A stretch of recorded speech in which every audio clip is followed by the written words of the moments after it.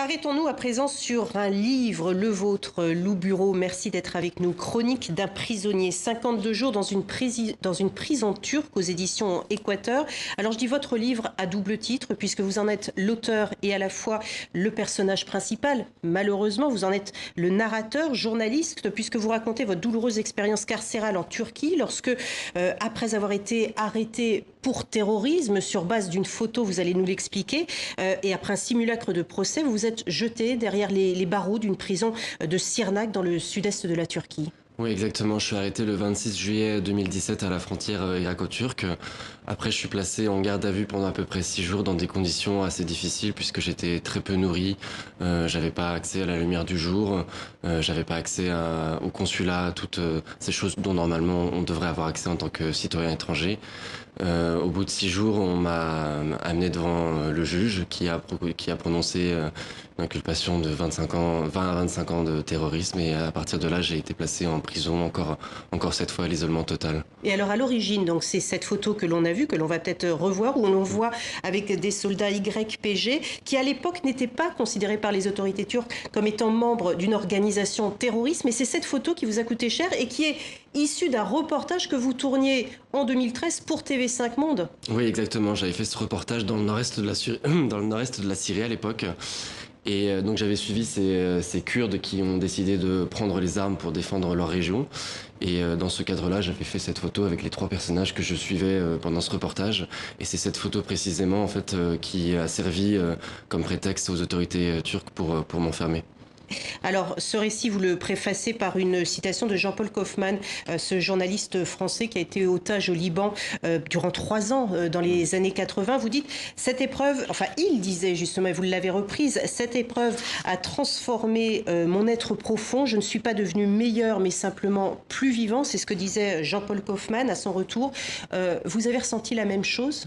Oui, alors après, loin de moi l'idée de comparer non plus ma détention avec celle de Jean-Paul Kaufmann, qui a été très longue et très douloureuse. Le fait d'avoir été privé de liberté de manière aussi subite et sans aucun jugement, sans aucune valeur, en fait, m'a fait prendre conscience de beaucoup de choses, peut-être dont j'avais peu conscience à l'époque, avant d'arriver en prison. Le sentiment de liberté, notamment, le fait de pouvoir jouir de choses normales de la vie quotidienne. Et ça peut peut-être paraître à fleur de peau, mais c'est des choses qui nous manquent énormément quand on se retrouve incarcéré dans un isolement total et dans des conditions difficiles. Alors bien évidemment, ce livre, vous l'avez écrit là, puisqu'il vient d'être publié. À la base, comment dirais-je, le condensé de notes que vous avez prises lors de votre incarcération, des notes manuscrites d'ailleurs que l'on retrouve très intelligemment à la fin du livre. Sur le moment, le fait d'écrire ne vous faisait pas du bien. Aujourd'hui, est-ce que le fait d'avoir écrit ce livre vous a fait du bien? Non, pas vraiment. Ça a toujours été très douloureux d'écrire ce livre parce que plus j'écrivais en prison, plus ça m'ancrait dans la réalité dans laquelle je me trouvais et plus j'étais obligé d'accepter mon statut de prisonnier.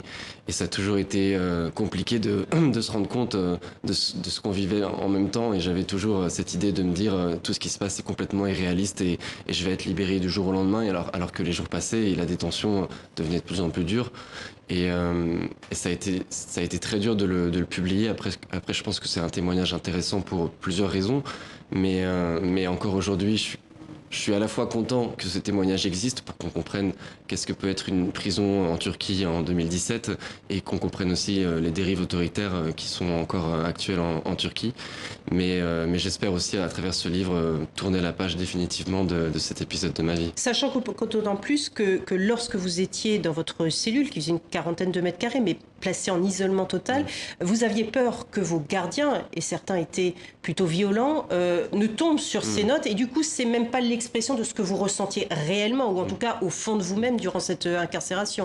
Je me suis auto-censuré sur certaines choses qui se passaient en prison parce que je voulais pas justement que les gardiens tombent dessus et que ça me porte à préjudice, que j'ai un peu ce rôle de peut-être de balance, ça va grossièrement dire. Et parce que voilà, il y a certains gardiens qui venaient en prison n'hésitaient pas à m'humilier, à me molester, des choses comme ça. Et j'avais peur que d'autres gardiens lisent ça et que ça crée des problèmes. Et aussi d'autre part, je voulais pas non plus mettre en péril les gardiens qui eux m'ont aidé.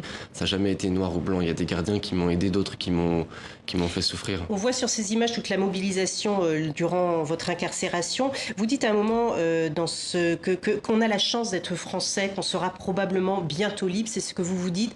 Et là, vous comprenez la chance que vous avez par rapport à cette centaine de journalistes turcs qui, eux, ne sont défendus par personne? Tout à fait. Moi, je suis absolument conscient d'aujourd'hui d'être libre parce que je suis français, parce que Parce qu'il y a tout un gouvernement derrière vous. Exactement. Et si j'avais été ne serait-ce que franco-turc, sans doute que j'y serais encore. Aujourd'hui, les journalistes et de manière générale, les universitaires, voilà, ce pan de la société civile qui est emprisonné en Turquie ne bénéficie pas de cette protection. Et pour eux, c'est évidemment beaucoup plus compliqué. Et aujourd'hui, vous êtes encore poursuivi par la justice turque. C'est pas fini. Je suis considéré comme une menace pour la sécurité nationale en Turquie, toujours encore aujourd'hui. L'État a fait appel de mon acquittement local au tribunal de Şırnak, mais mon procès continue. J'ai toujours un avocat en Turquie et voilà, tout ça n'est pas terminé. Merci beaucoup, Loup Bureau, d'avoir été avec nous pour ces chroniques d'un prisonnier 52 jours dans une prison turque. Et c'est ainsi que